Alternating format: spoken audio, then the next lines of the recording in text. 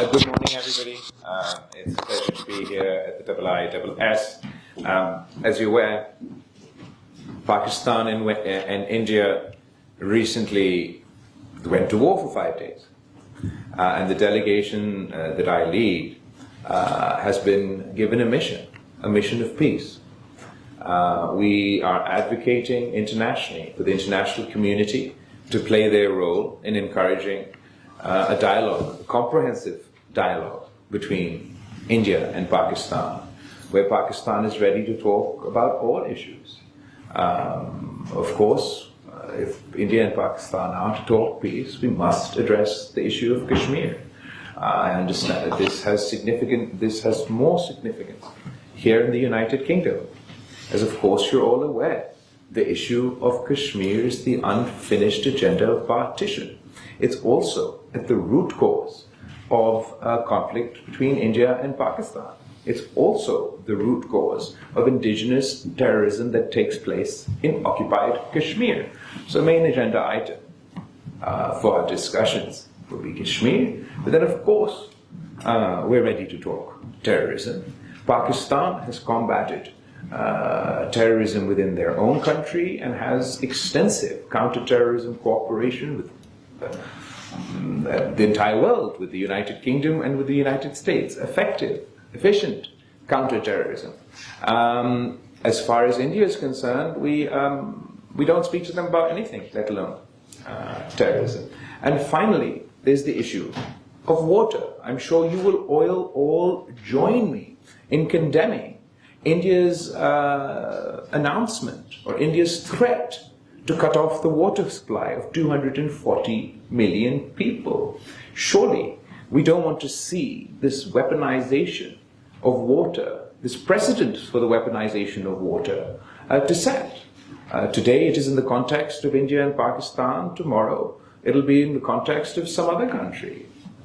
It is a violation of the UN Charter merely to threaten to cut off Pakistan's water supply. If India acts on this threat, Pakistan would view it as an act of war. So would any other country. When it's a matter of survival, when it's an existential threat to your people, when it's the 100% the water supply that you rely on for drinking, for agriculture, we're left with no choice. But what's more important to emphasize and convey is that we have achieved a ceasefire, but we've not achieved peace. In fact, India and Pakistan, the region, the world, is less safe today than before this conflict. The threshold for conflict between two nuclear-armed powers, between India and Pakistan, has drastically lowered to the lowest point ever. As it stands today, if there's a terrorist attack anywhere in Indian-occupied Kashmir, in India, proof or no proof, we go to war. That's the de facto position, or the new abnormal that India is trying to impose on the region. The equivalence would mean that if there's a terrorist attack in Pakistan, we have to go to a war to India. That is a very untenable situation to be in. It is a source of insecurity.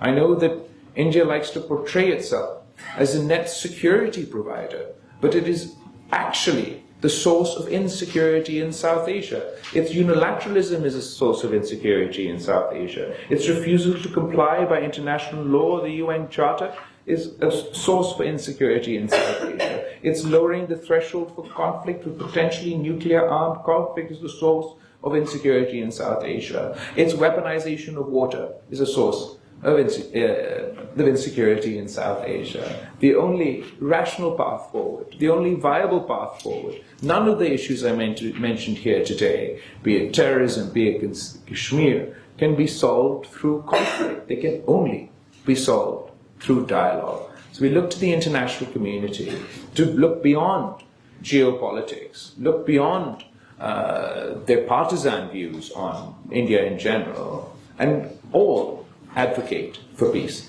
I thank you. I'm going to sort of wind up my opening question here so I have more time to take your questions.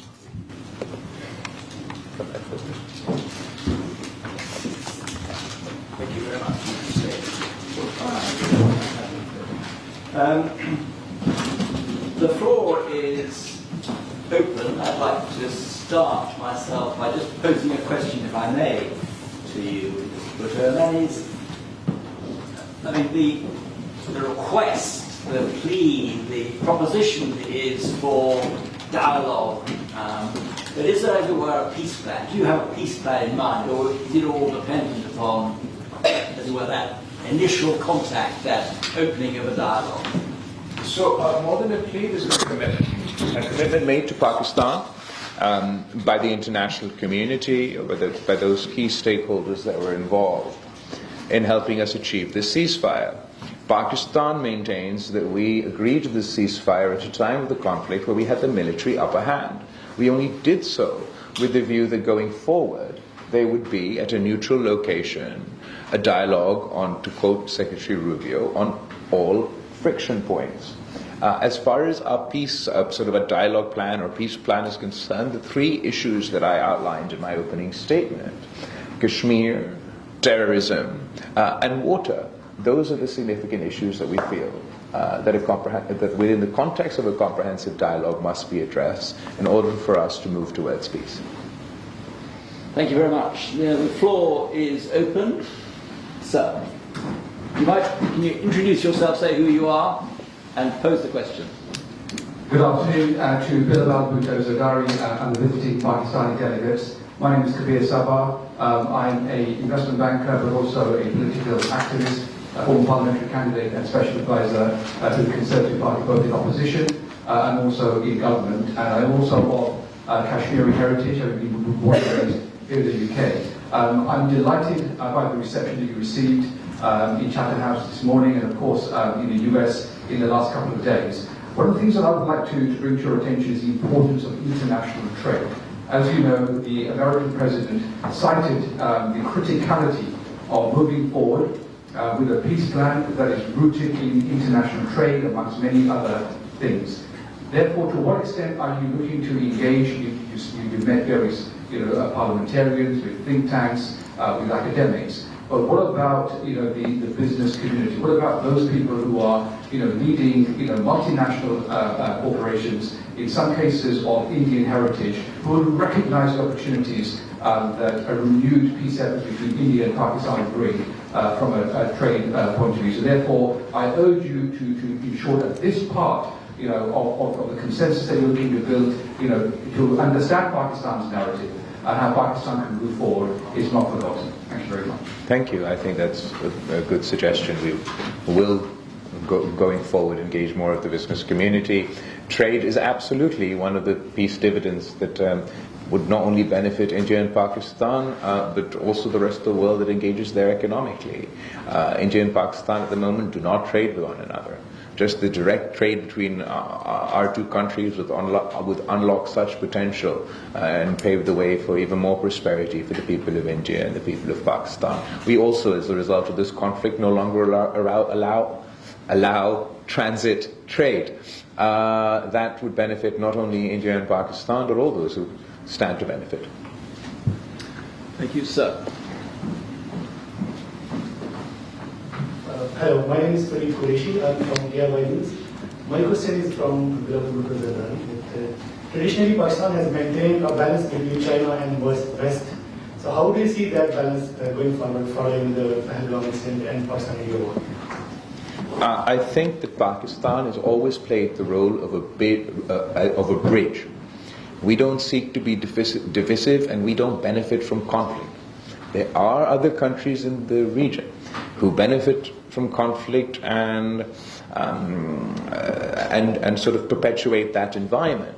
Pakistan would like to be a bridge, as we were in the past, between the United States and China. We have economic cooperation with both countries. We have the China-Pakistan Economic Corridor, obviously, which is, I'm sure you're all aware of. Also, the US is our biggest trading partner. So we are engaged with both countries, but we would like to see ourselves as a bridge rather than a divisive force. Thank you very much. Rob.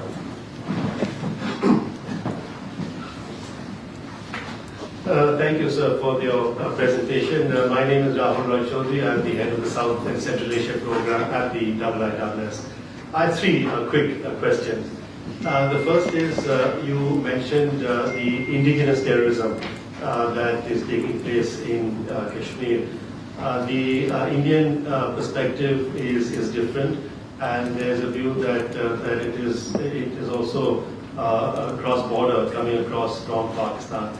What are you able to tell the Indian side in terms of your understanding of this, and in terms of being able and willing to counter this from within Pakistan, because Pakistan has been a huge victim of terrorism itself for all these decades, and the empathy clearly must be there. My second question is on talks. As you said, that there is clearly an interest in talks. Are these talks conditional or unconditional? Because in the past, the Pakistani perspective, official perspective on talks, were that they would be conditional on the reversal or the revocation of Article 370 in August 2019 over Kashmir. And my final point is on the Indus Water Treaty. I mean, I agree with you. I think, for India, the fight with Pakistan is not against the people of Pakistan. And the Indus Water Treaty, sadly, is a reflection of that. That should not take place. But having said that, is Pakistan able and willing, but I hope talks do take place on the IWT, to look at modifications within the IWT in terms of the changes in population, changes in demography, but also climate change issues on the water flows from India to Pakistan? Thank you. As to terrorism, obviously there's multiple forms of terrorism. There's indigenous terrorism, there's cross-border terrorism. On cross-border terrorism, Pakistan has been very successful in countering cross-border terrorism. Since 2000 and, as far as the India, groups of concern to India, that's the best way to put it. Against those groups, Pakistan has taken extensive action. And this action has been endorsed by the FATF. When I was the foreign minister of Pakistan, Pakistan was on the FATF grey list. And by the end of our term, we've managed to shift from the FATF to the grey list to the FATF white list, which means the international community endorses the actions that Pakistan took against said groups. We filed 2,645 terrorism financing cases, arrested 2,727 individuals, 549 persons have been convicted. Over 2,000 individuals and more than 80 organizations have been proscribed under the Anti-Terrorism Act. LEM are dysfunctional, inactive, and have not claimed any act of terrorism within Pakistan or beyond. As far as indigenous terrorism, I believe that given, as I mentioned the issue of Kashmir in my opening remarks, India has to come to the understanding that not all terrorism is cross-border. And when people from within the country that you control or the borders in which you control conduct an act of terror, it is your own national security failure that in such a highly militarized zone, after having gone to war, you still to this day cannot tell the world who the terrorists were. I mean, in this digital satellite world where every picture is produced within 30 seconds, for 2 months now, they've not been able to share with their own people, let alone with Pakistan or the international community, the names of the terrorists involved in this attack. And I'm pretty sure I know why. That's because these individuals are most likely from Indian-occupied Kashmir. They've been living under a state of consistent suppression and oppression by the Indian government, which has increased drastically post-2019. When you're living in that environment, unfortunately, people resist, people react. Then they provide the cannon fodder for terrorist organizations to use for their nefarious designs. If the Indian government were able to share with us any proof that these individuals came from Pakistan, who they were, where they crossed, where they came from. Of course we'd be happy to take action, but they just haven't done that. Because the truth of the matter is, whether it is this terrorist incident or the attack in 2019, both are orchestrated by indigenous terrorism within Kashmir. The second question was Indus Water Treaty? On talks, the conditional or unconditional. So you're absolutely right to note that Pakistan's past position used to be that until they reverse the changes that they made in 2019, Pakistan is not really willing to talk. We would still seek for India to reverse their unilateral, illegal steps. But before this conflict broke out, it was actually here in the United Kingdom at our High Commission that the Foreign Minister of Pakistan publicly in a press conference stated that they were keen to engage in dialogue with India.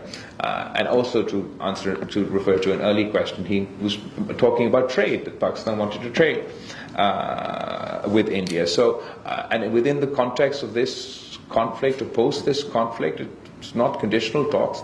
I think they're important to have those talks as long as they're in the framework of a comprehensive dialogue which allows us to address all issues. We can't have talks that are just one-item agenda talks. It has to be within a framework. So the framework so you can put this, I suppose, as a condition, is that we want to talk comprehensively over all issues of concern to both parties, or all friction points, to quote Marco Rubio.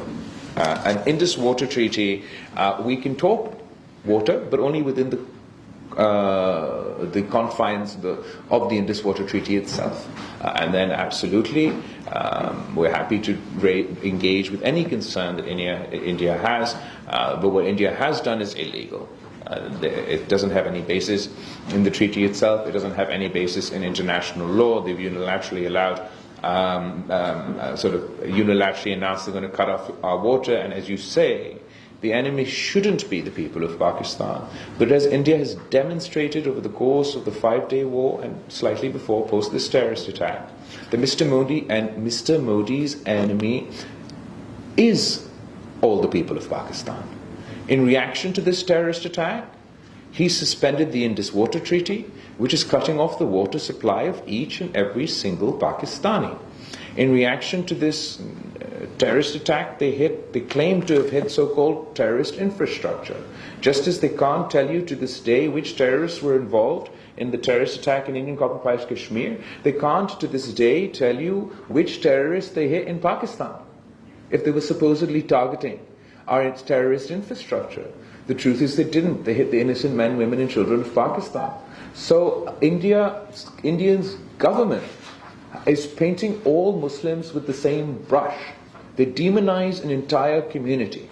But using the wolf whistle of terrorism, they demonize the Muslims in India, they demonize the Muslims in Indian-occupied Kashmir, and they demonize the Muslims in Pakistan.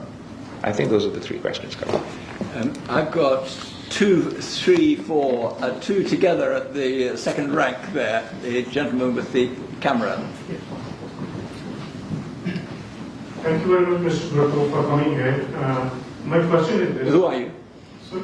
Who are you? Say your name and organization. My name is Javed. I'm representing PTV News, Pakistan State Television. Mr. Bhutto, I have covered Mr. Mohtarma Benazir Bhutto Shahid and Mr. Zardari as well. Good to see you here. My question is this. The leadership of India, the Prime Minister, current Prime Minister, he was once banned to USA for his involvement in the Gujarat riots, and you rightly said that he was a butcher of Gujarat. Secondly, India was involved in killing of Khalistan leaders in Canada, and the Canadian Prime Minister particularly named this, that the Indian agents were there. Third, recently a train was hijacked in Balochistan and innocent people were killed there. Third, there was Samjhauta Express incident a way back. There are continuous allegations on India of terrorism sponsoring within Pakistan, especially Balochistan. Then Pakistan have Kulbhushan Yadav, an Indian serving army, the personnel. How can you talk to Mr. Modi in this situation when he used these incidents for his election campaign? My question. That's quite an expansive question that covers quite a lot of topics. As far as India's role in financing, facilitating terrorism within Pakistan and beyond, Pakistan has, I was going to say presented proof, but before that, is a joint communique between Indian Prime Minister Manmohan Singh and Pakistani Prime Minister Yusuf Raza Gilani. In that communique, the Indian government is on record about their role facilitating these groups within Balochistan, supporting terrorism within Balochistan, and it was our understanding that we would move together to combating terrorist groups of each other's concern. Unfortunately, we haven't managed that, and what we've seen is an increase in terrorism within Pakistan, particularly post the fall of Kabul. Now there are more of these groups free, which are being heavily financed by the Indian apparatus, and they're conducting terrorist attacks within Pakistan. They're using weapons that were left behind by NATO in Afghanistan to carry out these terrorist attacks. They obviously, Kulbhushan Yadav, an Indian Army officer being caught within Balochistan, again speaks to them being involved in this activity. We absolutely insist that India stops using terrorism as sort of a toolkit of their policy, of their foreign policy, whether it's the context within Pakistan or what their government has been doing in Canada, in Australia, in the United States, where they finance criminal gangs to target Sikh activists. They're then victimized, subject to extortion, and assassinated.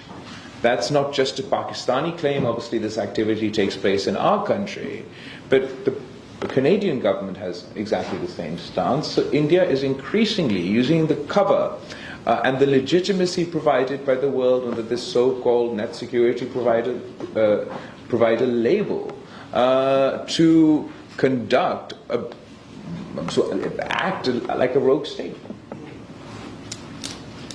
The lady next door. And then I'll come to Antoine, and then another. Good afternoon. I'm Dr. Sharma Junaid. I have a PhD in Geopolitics, and I work as a political advisor on diplomatic affairs. So my question, I have two questions. One with the former Foreign Minister Bilawal Bhutto, and second with you. So my question with Bilawal Bhutto, that he just spoke in his very brief speech that we have a ceasefire but not a peace with India. So Pakistani delegation in the US visit and also in the UK visit, you are continuously talking about peace, but how to move forward to the lasting path of peace when India is not ready to talk. So what would be your next step regarding the matter of IWT, because we are having a very major crop season in Pakistan while India has suspended the treaty. So now my next question with you, Mr. Desmond Bowman, that I had masters in diplomacy at SOAS, and Rahul Rai is also there. So what we learned that whenever there is deadlock in diplomacy, the war begins, and that is exactly we have seen in the case of India and Pakistan. So why not to bring a forum like IISS should bring an informal kind of dialogue or debates to invite Bilawal Bhutto, Shashi Tharoor, because even there is bachelor diplomacy and informal dialogue, we can move forward towards something. There should be some dialogue, because that is the core of diplomacy. Thank you. Do you want to go first? Over to you, sir. Thank you. I think it's obvious that India has been saying no from day one. They said no to an investigation into an impartial international investigation into the terrorist attack that took place.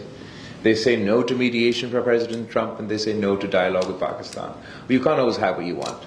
And India didn't, just as India had to accept the ceasefire as a result of intervention, we are looking to the international community to play their role, to encourage a dialogue for us to achieve peace. We're under no delusions. It's not like sort of peace happens in a day. Or this is a mission, an effort that we continue to advocate for because it's something we believe in passionately. We refuse to damn the 1.7 billion people of the subcontinent to perpetual war.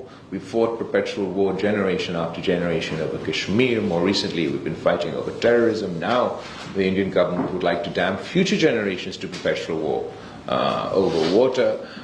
We advocate for peace for our own people and for the people of India. As far as the Indus Water Treaty is concerned, absolutely, I would strongly encourage the Pakistani government to challenge India's decisions at the appropriate forums. I'm sure we are doing that. As we speak, as you know, I'm abroad here speaking to you, so the details I can get back to you, but absolutely we have to challenge it within the legitimate forums, raise our voice internationally, and we expect from the international community to raise this issue across the board, no matter what their position on India, Pakistan, vis-a-vis terror, vis-a-vis Kashmir. This is a humanitarian issue. This is the question of the water supply for 240 million people. I'm sure that this is not a position that India will be able to sustain. They don't have the moral high ground. This is the lowest of the low ground. I'd like to see the Indian government try to perpetuate this position that we're going to shut off Pakistan's water supply in perpetuity. They're going to be unable to do so. If they continue to do so, then they'll lose this facade, and it is just a facade of a great superpower acting in a responsible way. The mask will come off of the Modi government and the way it's come off for the Muslims of India and the way it's come off for the people of Pakistan eventually. If they're going to continue to insist on cutting off the water supply for 240 million people, then the international community will see I was going to say butcher trap, I suppose I'm not meant to. We'll see Mr. Modi for who he is. Well, I wasn't in the business of answering questions on behalf of IISS, and I wouldn't want anybody to think that the IISS has magical powers to mediate. But the fact of the matter is that when it comes down to it, the parties involved in strife have to talk to each other, whether through the front door or the back door, and that's not happening. But I understand your point. I've got a lady who has had her hand up, and then I'll come to Antoine. My name is Safina Khan from Azad and New TV. Mr. Bilawal, my question is very simple and short. Do you believe Pakistan can get support from UK and US on Kashmir issues? Thank you. I think it's a question of not Pakistan not getting support for itself, but Pakistan getting support for peace. And I think that in that sense, absolutely, we'll get support for peace from the United States. We get support for peace from the UK as part of the peace process. As I've already explained, I believe that the Kashmir cause is fundamental, not only because it is the root cause and the leftover agenda of partition, but also because the actions of the Indian government in Indian-occupied Kashmir is providing the cannon fodder for terrorist attacks like the one that took place, and particularly since we're blamed for these terrorist attacks, we have an increased interest in them, including Kashmir on the agenda.